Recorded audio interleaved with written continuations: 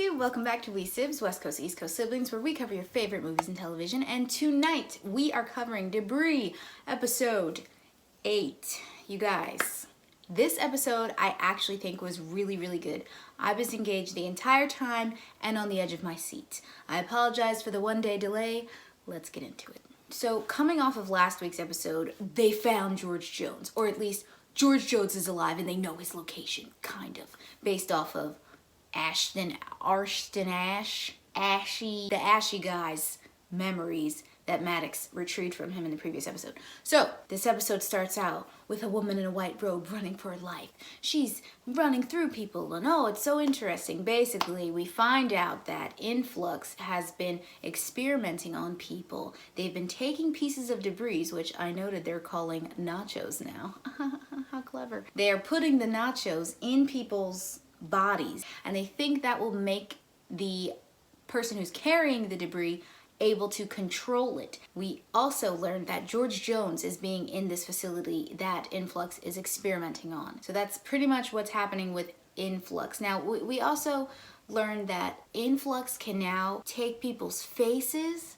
I don't know, guys, there were so many other things happening in this episode that I kind of was confused, but basically, one of Ferris's henchmen was knocked over the head and he was irrelevant, and an Influx dude took his face, in essence, by peeling his face off and then putting it on his own, kind of like Face Off. Yeah, it was weird. Influx is definitely further advanced than Orbital is in terms of turning the debris into tools. And I think GJ, that's what I'm going to call him now, George Jones, says that to Finola and Brian at the end. We'll get to that in a second. The next huge thing that happens in this episode is that Dee Dee tells Finola, thank you to the person who commented that it was Ferris who made Dee Dee call Finola. It indeed was. And Ferris has been manipulating Finola to get her back to England. She didn't want Finola to, I guess, have any interaction with her father. It's a little unclear on what exactly her motivation was. Finola says something like, you knew that I would want to be with him if, I knew he was alive. And that's kind of like, well, duh, that's like a given. To me, that doesn't seem like a strong enough motivation. But let me know in the comments what you guys think about that whole Ferris-Finola conversation. Basically, Finola confronts Ferris and she's like, you're not getting George Jones either. But I say either because we learned from Maddox's mouth that he is trying to kill George Jones. He tells Brian, listen, don't let Finola into the warehouse. We'll tell her that her father was killed in the crossfire. And Brian, being the loyal bestie that he now is to Finola, was like, this is wrong. Or, isn't there another way?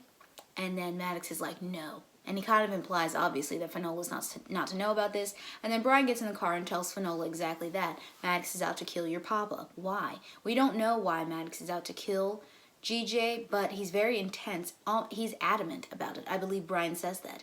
He was adamant. So in this episode, we have Brian and Finola sort of coming together as a united front. Their relationship is still very strange to me. I've seen a lot of people complain that they don't have chemistry. They don't. They don't have any romantic chemistry, in my opinion. They barely have any friend chemistry. I don't know. Let me know what you guys think. But I'm not going to dog this episode because it was very good. So we now know that Orbital, at least the Americans and the Brits, they want George Jones for separate reasons. Maddox wants George Jones dead. We don't know why. Well, we know that Maddox is kind of maybe involved with Influx. So there's that, which is odd. Because Influx had him. Why didn't they just kill him? Let me know if I'm mixing up my alliances, guys. But I'm pretty sure Maddox was conversing with Influx. Anyway, Ferris seems to want George Jones for something. We don't know what. When we talk about GJ, I'll explain my theory on that. But both countries want George Jones, and they are using Brian and Finola to get him. They're lying to them. They're manipulating them. And finally, Brian and Finola are like, you know what? Screw the world. Screw the government. It's you and me, baby girl. Now, this is probably the biggest thing that happens in this episode. We officially meet George Jones. And I gotta hand it to you guys. I like Black Walter. I think he's really, really cool. I don't know who the actor is, but I think he does a good job. He's very likable. He, in the exact same way Walter is. He's sort of like brilliant, but innocent and childlike. Anyway, we learn that Influx used a piece of debris to reanimate GJ and bring him back from the dead.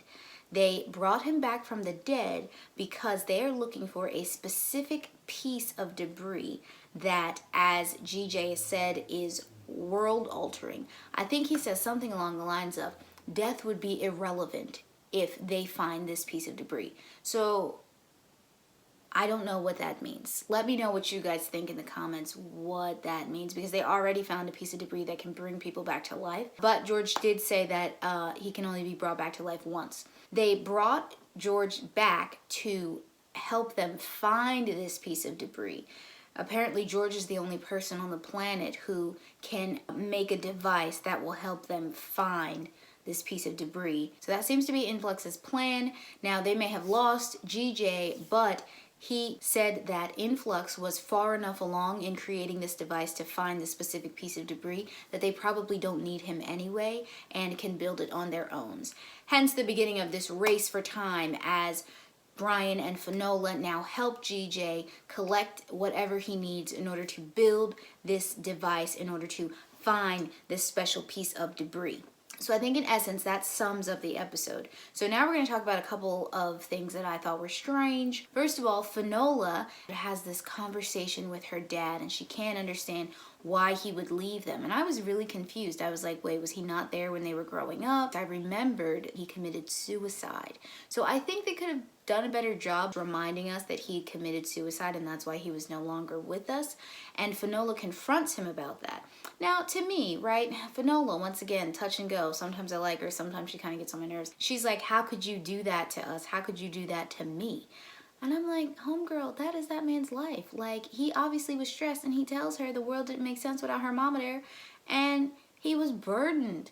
It don't got nothing to do with you. So I just thought that was like a weird comment to make. But I do understand her confronting her father about his committing suicide. And it does kind of give us a fuller picture of Finola and George Jones's relationship. Also, George Jones, he's, like Walter, he seems very passionate about the science, about the, that part, but not great at the whole interpersonal skills thing, which Finola clearly has suffered from, and I would imagine Dee Dee as well.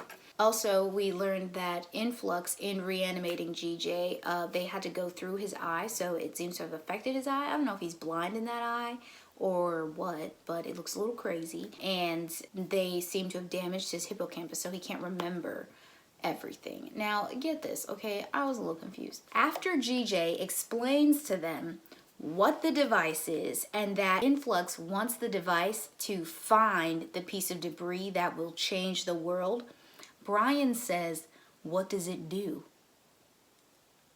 Did you not hear the man's whole monologue about the device being the thing that leads them to the debris? Maybe what Brian meant was, how does this device lead us to the debris?